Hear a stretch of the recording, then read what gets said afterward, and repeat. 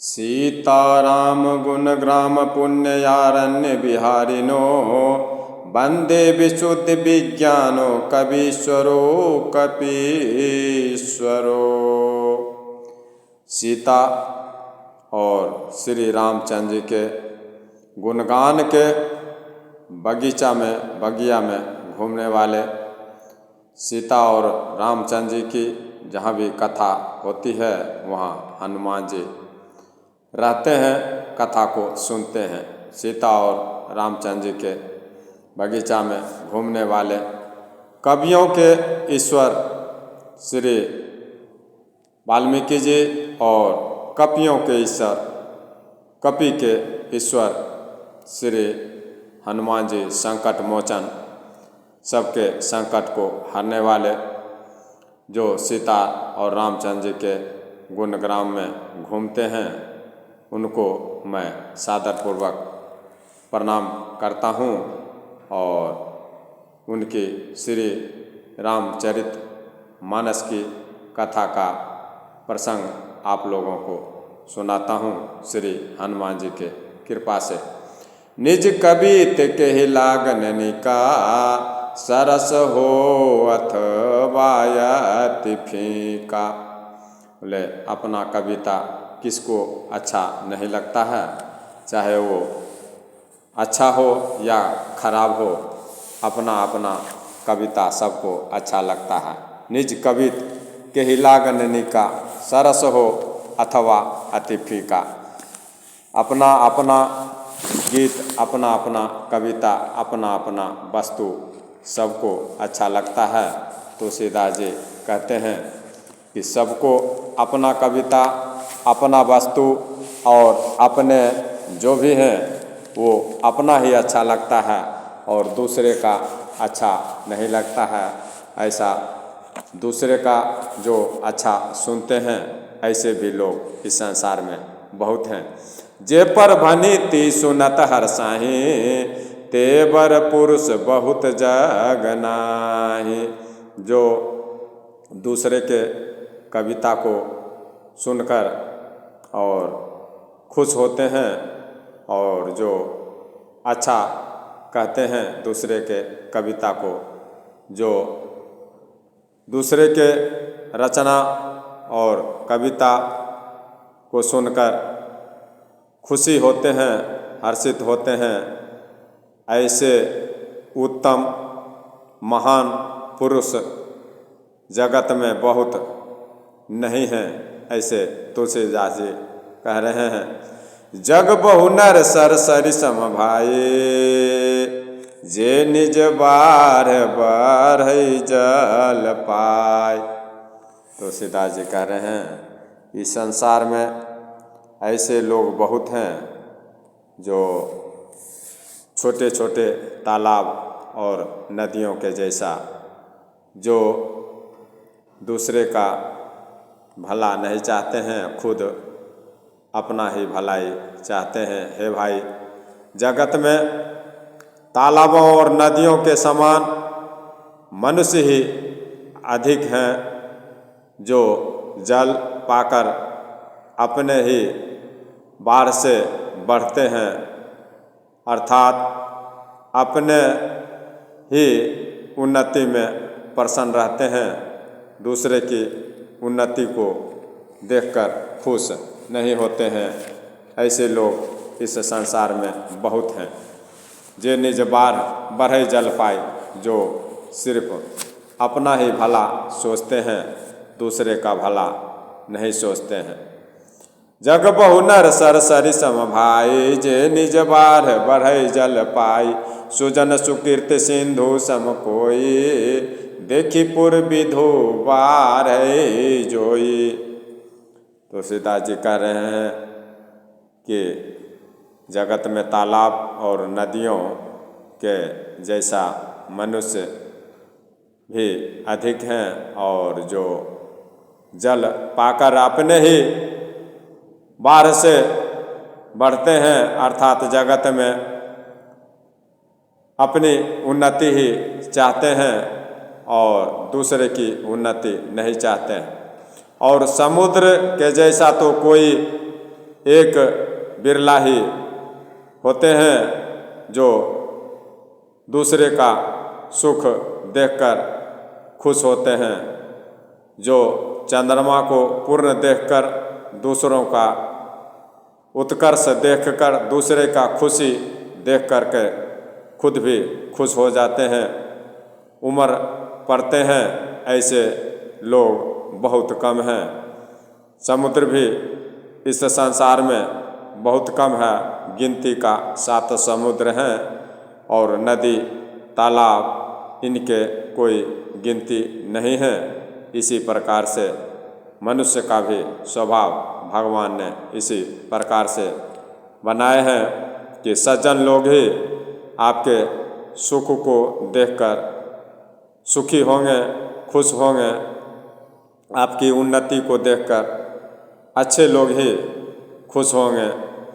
ऐसे इस संसार की बनावट है और इसी प्रकार से आज के समय में, आज के युग में ऐसे लोग भी बहुत हैं जो दूसरों का भला सोचते हैं। दूसरे का भला सोचने से ही अपना भला होता है। इसीलिए भलाई करने वाले भी इस संसार में बहुत हैं और बुराई करने वाले भी बहुत हैं। जो जैसा करते हैं वो वैसा पाते हैं। भाग छोट अभिलाषु बर करो एक विश्वास, पाए हैं सुख सुनि सुजन सब खल करि हैं परिहास। सियावर रामचंद्र की जय, पवन सुत हनुमान की जय। मेरा भाग्य बहुत छोटा है और अच्छा बहुत है इस संसार में और बुरा भी इस संसार में बहुत हैं। मेरा भाग बहुत छोटा और इच्छा मेरी बहुत बड़ी है, लेकिन मुझे एक विश्वास है कि इसे सुनकर सज्जन लोग सभी सुख पाएंगे और दुष्ट लोग हंसी उड़ाएंगे। ये बात मुझे अच्छी तरह से मालूम है। भाग छोट अभिलाषु बर करो एक विश्वास, पै है सुख सुनि सुजन सब खल करि हैं परिहास। मेरा किस्मत, मेरा भाग्य बहुत छोटा है, लेकिन मेरी इच्छा बहुत बड़ी है कि मैं राम की कथा हर सज्जनों तक पहुंचाऊं कि इस रामचरितमानस की कथा क्या है और इसे सुनकर हर लोग को लाभ मिले। मेरी इच्छा बहुत बड़ी है और विश्वास सिर्फ एक भगवान पर है। पै है सुख सुनि सुजन सब खल करि हैं परिहास। और मेरे को ये भी विश्वास है कि सज्जन लोग जितने भी हैं, संत हृदय के और भला सोचने वाले, जग के बारे में भला सोचने वाले बहुत लोग हैं, वो लोग इन कथा को सुनकर सुख पाएंगे और दुष्ट लोग इस कथा को सुनकर उपहास करेंगे। पै है सुख सुनि सुजन सब, सज्जन लोग इस कथा को सुनकर सुख पाएंगे और खल करि है परिहास। और दुष्ट आत्मा के जितने भी लोग होंगे ये कथा को सुनकर हमारा परिहास करेंगे, हमारी हंसी उड़ाएंगे। खल परिहास होई हित मोरा, काक कहे कल कंठ कठोरा। लेकिन इसमें दुष्टों के हंसने से मेरा हित ही होगा और मधुर कंठ वाली कोयल को कौवे भी कठोर वाणी कहा करते हैं। इसलिए मेरा जितना भी प्रयास करेंगे दुष्ट आत्मा उतना मेरा भलाई होगा। इस बात को आप लोग भी सुन लें कि आपका अगर कोई बुराई करता है तो उसमें आपका भलाई ही है। खल परिहास होई हित मोरा, ये चौपाई है रामचरितमानस की बालकांड के कि खल परिहास होई हित मोरा, काक कह कल कंठ कठोरा। खल दुष्ट आत्मा जितने आपके मजाक उड़ाएंगे उतना ही आपका भला करेंगे, क्योंकि भगवान देख रहे हैं और दुष्टों को उसका सजा मिलेगा जी। क्योंकि कौआ का यहाँ उदाहरण दिया गया है कोयल के बारे में कि कोयल हमेशा मीठी बोली बोलती है, लेकिन कौआ उसे कठोर वचन ही कहा करते हैं। उसी प्रकार दुष्ट का ये आदत है, नेचर है कि वो हमेशा दूसरे का बुरा ही सोचा करते हैं और दूसरे के बारे में परिहास ही करते हैं। तो उनका परिहास करने से आपका कुछ बिगड़ने वाला नहीं है। जितने परिहास करेंगे वो उतना ही आपका भला होगा। ये रामचरितमानस की कथा है, रामचरितमानस की कहानी है, इसे ये छुपा हुआ नहीं। अब कथा को जहाँ हम विश्राम दिए थे वहाँ से आपको कथा सुना रहे हैं, वहाँ ले चलते हैं आपको जहाँ प्रताप भानु राजा सूअर के पीछे दौड़ पड़े हैं। सूअर के अच्छे दांतों को देखकर और विशाल शरीर वाले सूअर को देखकर अपने घोड़े को तेजी से दौड़ा रहे हैं। उसी कथा को मैं आगे बढ़ाना चाहता हूँ। कोल बिलोक भूप बरधीरा, भागी पैठ गिरे गुहा गंभीरा। अगम देखि नृप यति पछिताए, फिरे महावन परऊ भुलाए। नील महीधर शिखर सम देख विशाल बराहु, चपरी चले है सुडुके मांगी न होई निबाहु। अब नीले पर्वत के शिखर के समान विशाल शरीर वाले उस सूअर को देखकर राजा घोड़े की चाबुक को तेजी से दौड़ा रहे हैं, घोड़े को अपने चाबुक से मार मार कर। और आबत देखी अधिक रब बाजे, चले बराह मरुत गति भाजे। तुरत के नृप सर संधाना, महि मिल गयो बिलोकत वाना।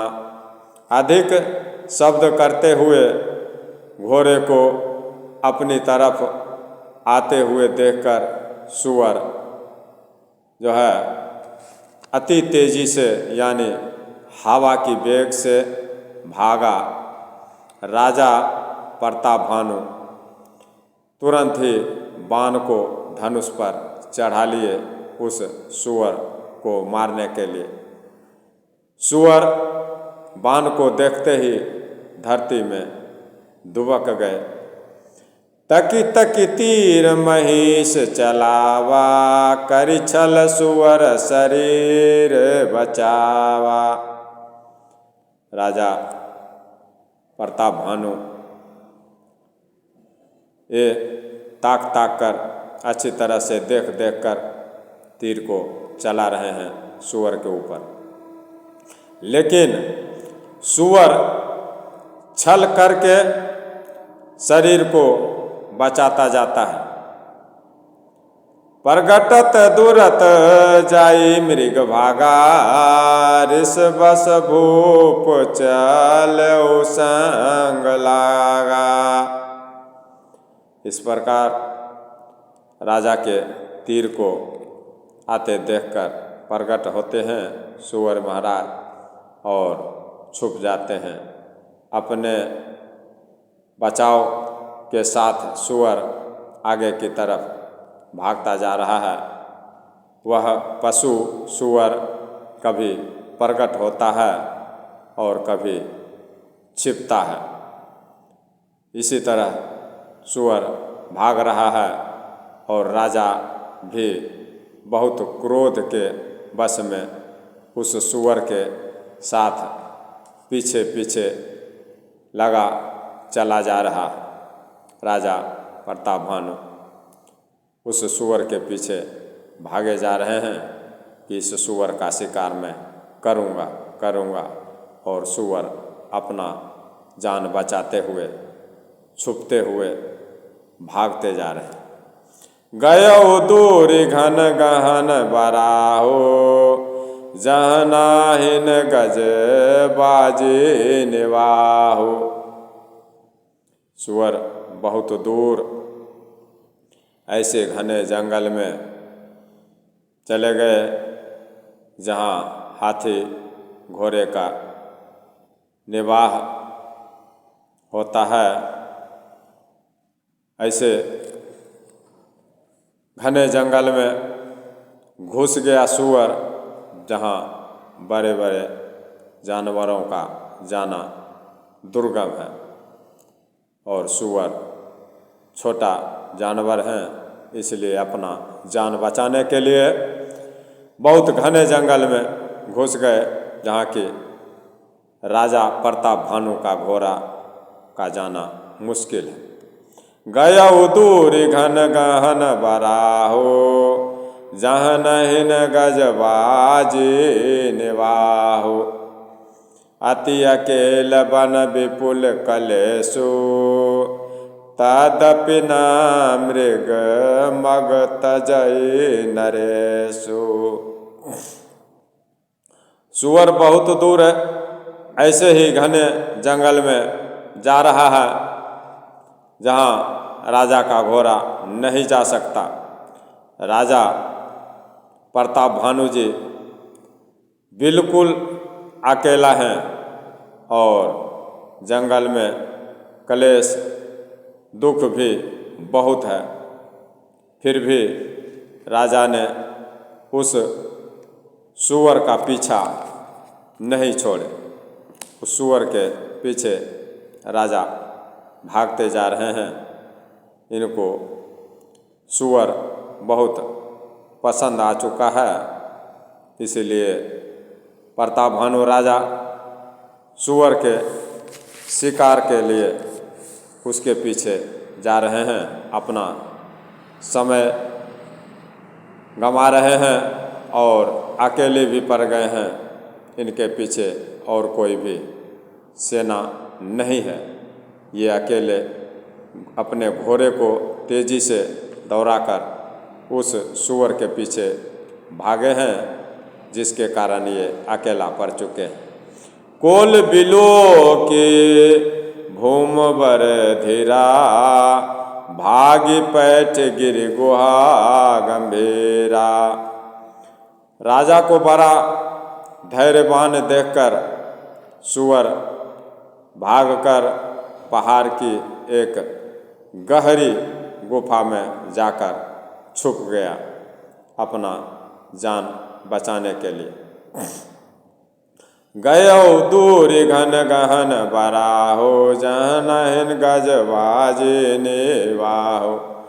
अति अकेल बन विपुल कलेशो, तदपि न नृप मग तजई नरेशो।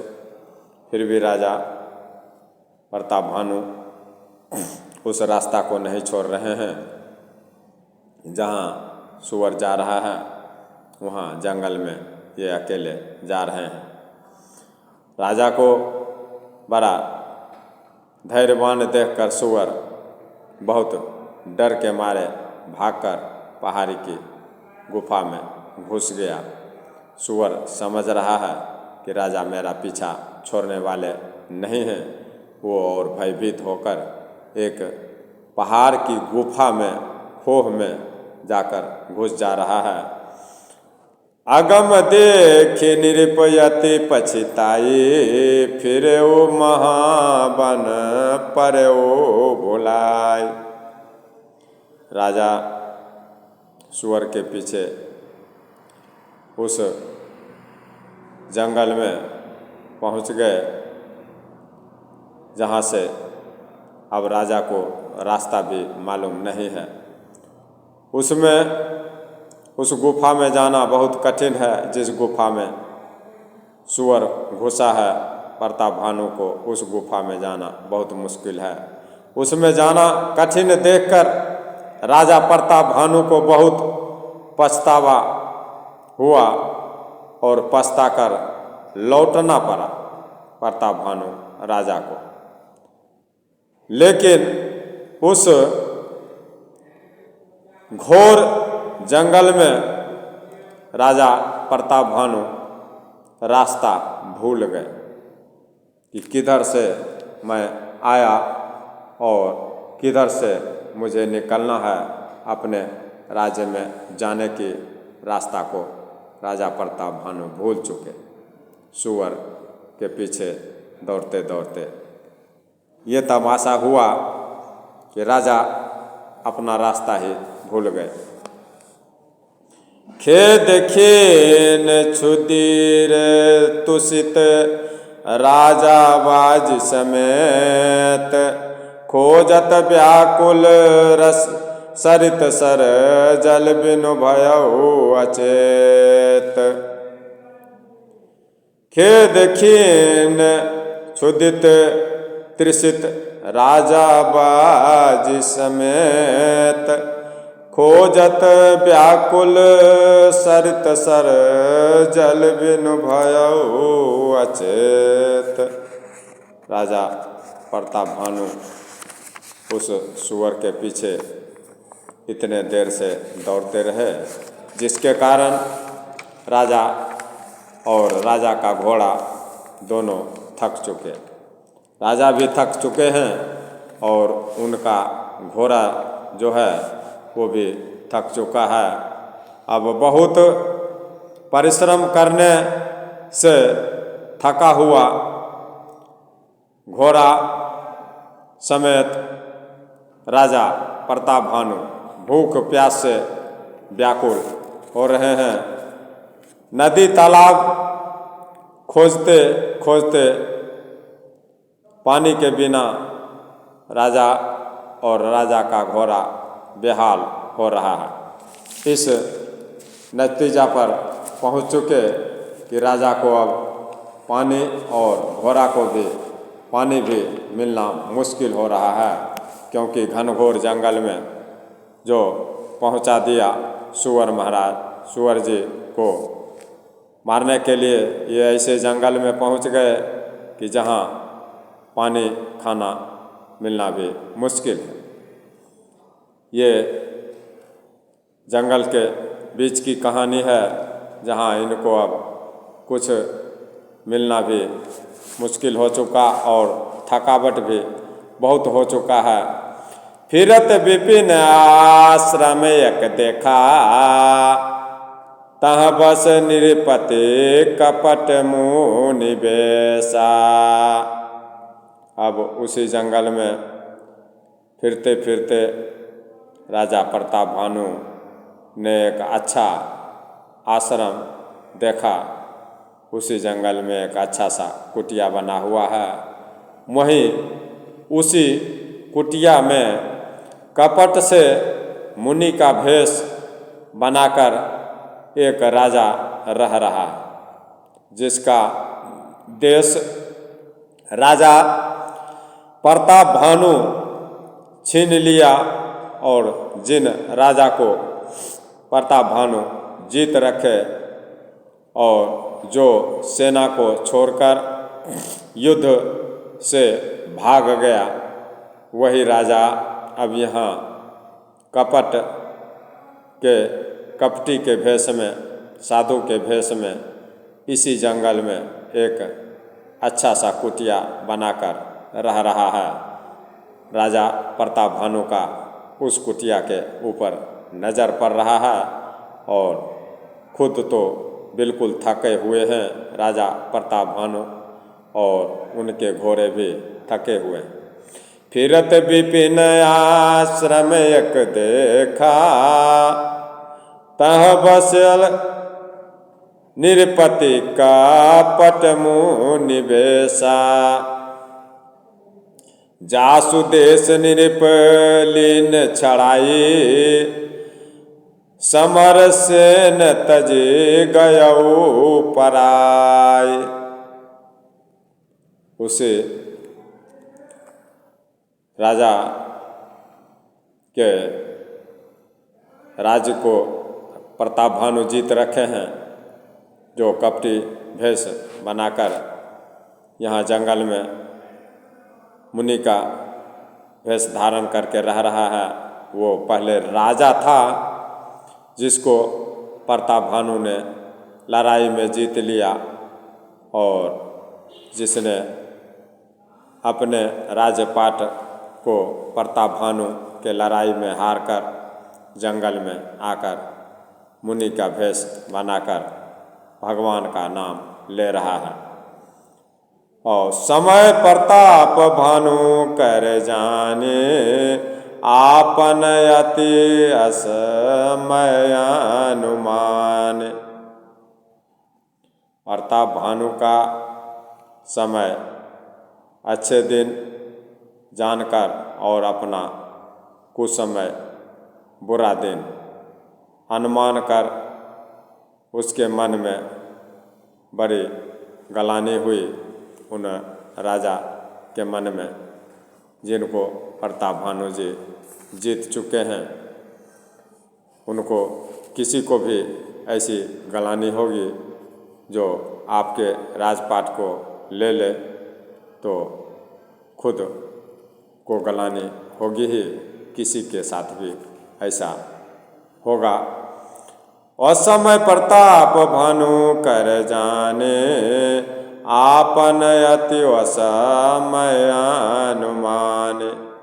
प्रताप भानु का समय अच्छा यानी अच्छा दिन और अपना बुरा दिन समझकर अनुमान लगाकर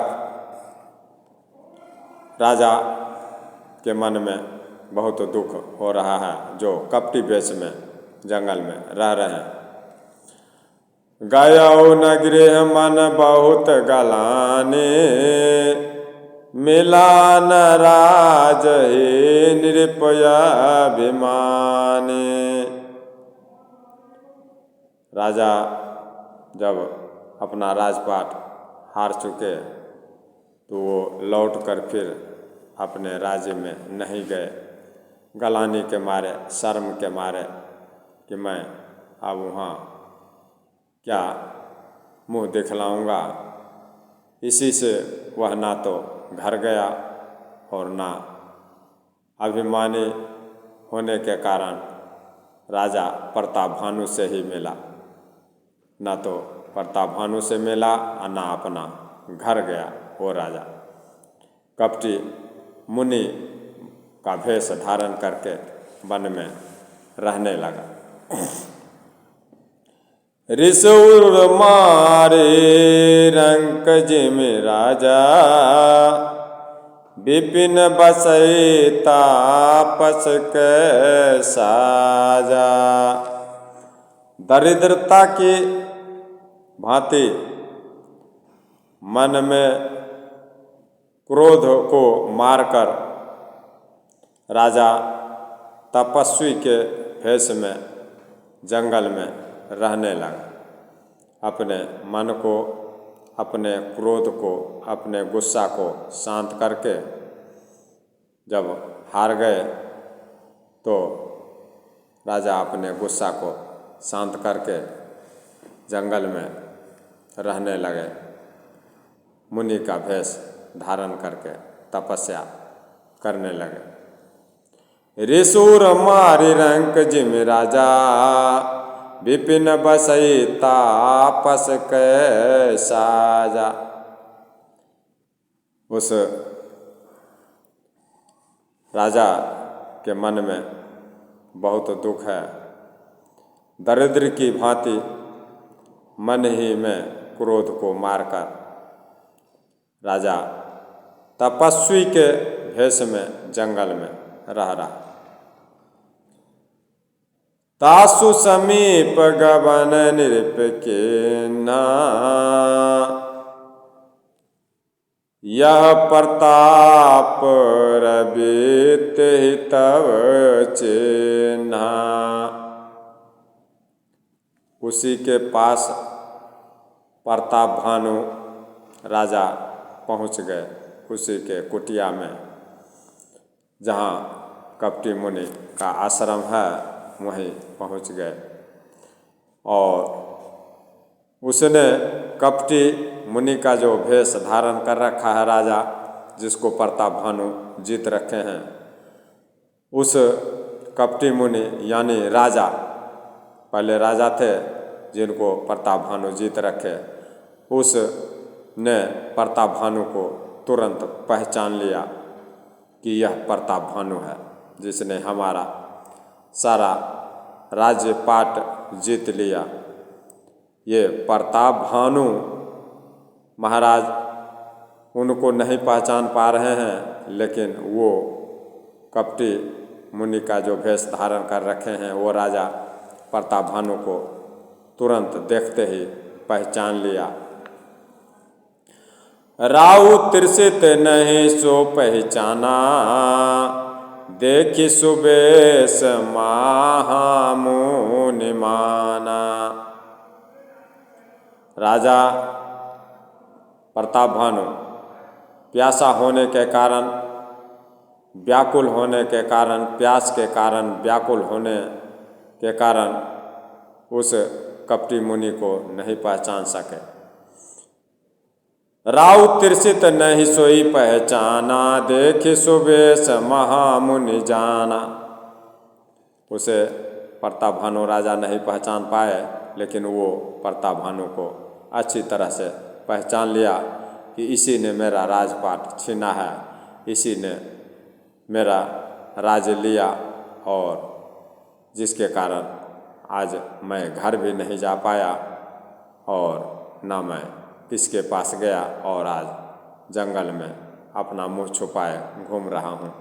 इस कारण से राजा प्रताप भानु को तो वो पहचान लिया, लेकिन राजा प्यासा होने के कारण व्याकुल है प्रताप भानु, और उसे उस मुनि को नहीं पहचान पा रहे हैं।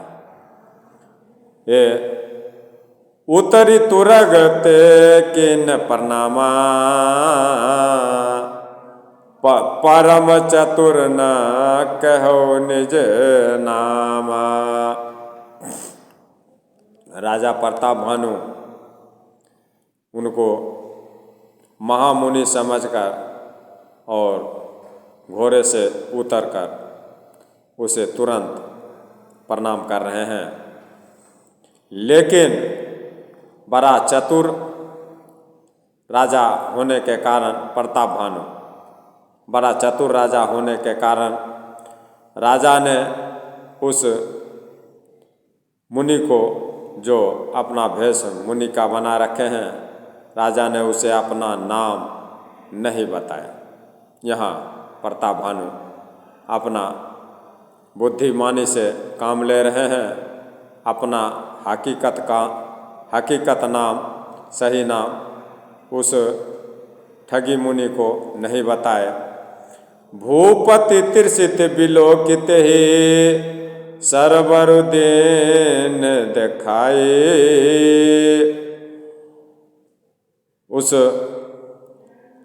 प्रताप भानु राजा को प्यासा देखकर उस कपटी मुनि ने उसे सरोवर दिखला दिया। भूपति त्रिषित बिलोकित ही, सर्वरुदीन दिखाए। मज्जन पान समेत हव किन नृपति हर्षाए। राजा को कपटी मुनि बहुत प्यासा देखे और घोड़े को भी बहुत प्यासा देख के, ऐसा प्यासा देखकर, व्याकुल देखकर उस कपटी मुनि ने इनको सरोवर दिखला दिया, और खुशी होकर राजा ने घोड़ा सहित उस सरोवर में स्नान और जलपान कर रहे हैं।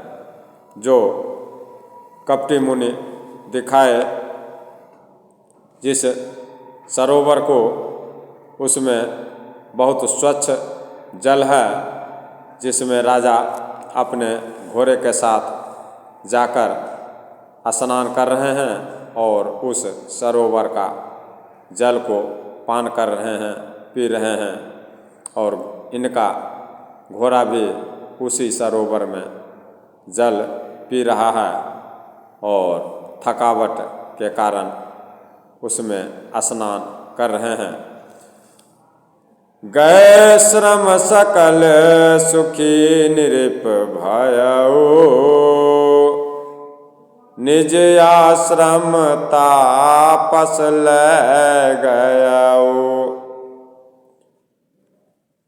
सारी थकावट दूर हो गई राजा की और घोड़े की। जिस सरोवर को कपटी मुनि दिखाए, उस सरोवर में स्नान करने से राजा और राजे की घोड़े की सारी थकावट दूर हो गई। और तब तपस्वी कपटी ने उसे अपने आश्रम में ले आया। कपटी मुनि जो हैं, जो राजा मुनि का भेष बनाकर रह रहे हैं, वो राजा प्रताप भानु को और उनके घोड़े को सरोवर में स्नान कराकर और इनका थकावट दूर करके अपने आश्रम में ला करके स्वागत कर रहे हैं। गए श्रम सकल सुखी निरिप भयऊ, निज आश्रम तापस ले गयऊ। अब अपने आश्रम में लेके चले गए। आसन दीन अस्त्र भी जाने, पुनि तापस बोले मृदु बानी। इनको स्नान करके पानी पिलाकर अपने आश्रम में ले गए और राजा को बैठने के लिए आसन दे रहे हैं। फिर वह तपस्वी जो राजा था और कपट करके तपस्वी बना हुआ है, जंगल में बैठा हुआ है, उसी तपस्वी ने प्रताप भानु राजा को कोमल वाणी से बोल रहे हैं, आसन दे करके इज्जत से बैठाने के बाद। को तुम कस बन फिरहूँ अकेले, सुंदर जुवा जीव पर हेले। पूछ रहा है, ये आप कौन हैं और अकेले इस जंगल में कैसे घूम रहे हैं। प्रताप भानु से वो कपटी साधु कपटी मुनि पूछ रहे हैं। चक्रवर्ती के लक्षण तोरे, देखत दया लागी अति मोर। प्रताप भानु राजा को पूछ रहे हैं, कपटी मुनि जो कपट से अपना भेष बनाकर जंगल में रह रहे हैं और प्रताप भानु को जो आसन दिए बैठने के लिए स्वागत किए, वही पूछ रहे हैं कि तुम कौन हो, सुंदर युवक होकर जीवन की परवाह नहीं करके जंगल में अकेले क्यों घूम रहे हो। तुम्हारे चक्रवर्ती राजा के जैसा लक्षण देखकर मुझे बड़ी दया आ रही है। तुम्हारा लक्षण तो है चक्रवर्ती राजा का और तुम इस घने दुखद जंगल में घूम रहे हो। ये बात बतलाओ कि तुम हो कौन और तुम इस घनघोर जंगल में क्यों घूम रहे हो। मैं तो तुमको देखकर, तुम्हारा लक्षण, तुम्हारा संस्कार देखकर बतला रहा हूँ कि तुम्हारा संस्कार चक्रवर्ती राजा का है और तुम इस जंगल में घूम रहे हो। ये कपटी मुनि प्रताप भानु राजा को बोल रहे हैं। कपटी मुनि प्रताप भानु राजा को पहचान लिए और एक अकेले प्रताप भानु राजा ही इस पृथ्वी पर राज्य कर रहा है, जो उस कपटी मुनि के राज्य को भी छीन लिया, जीत लिया, और वो भी कपटी मुनि भी राजा था। इसीलिए प्रताप भानु को पहचान रहा है कि यही एक राजा है जो पूरे धरती लोक पर राज्य कर रहा है और सभी राजा को जीत लिया है। तो ये उनको बता रहे हैं कि तुम्हारा चक्रवर्ती होने का लक्षण है और तुम सुंदर हो, तुम इस जंगल में किस लिए घूम रहे हो। कथा को मैं अब विश्राम देना चाहता हूँ। इस कथा को सुनने वाले जितने भी बूढ़े जवान बच्चे हैं, सभी के मनोकामना को हनुमान जी पूर्ण करें। मैं इस आशा और विश्वास के साथ आप लोगों को कथा सुना रहा हूँ। भव भेषज रघुनाथ जसु सुनहि जन नर नारी, तिनकर सकल मनोरथ सिद्ध करहि त्रिसुरार। जितने भी नारी पुरुष हैं इस कथा को सुन रहे हैं, उनके हर मनोकामना को भोलेनाथ पूर्ण करते हैं। इसीलिए भोलेनाथ इसका रचना कर रखे हैं। रचि महेश निज मानस राखा, पायु सुसमय उमा सन भाषा। इस रामचरित मानस का रचना भोलेनाथ किए, उसके बाद पार्वती माता को सुनाए हैं। हम आप लोगों तक पहुंचा रहे हैं ताकि आप लोगों का हर मनोकामना पूर्ण हो। इसी शब्द के साथ मैं आप लोगों से विश्राम की इजाज़त चाहता हूँ। जय श्री राम, जय श्री राम, जय श्री राम। जगत का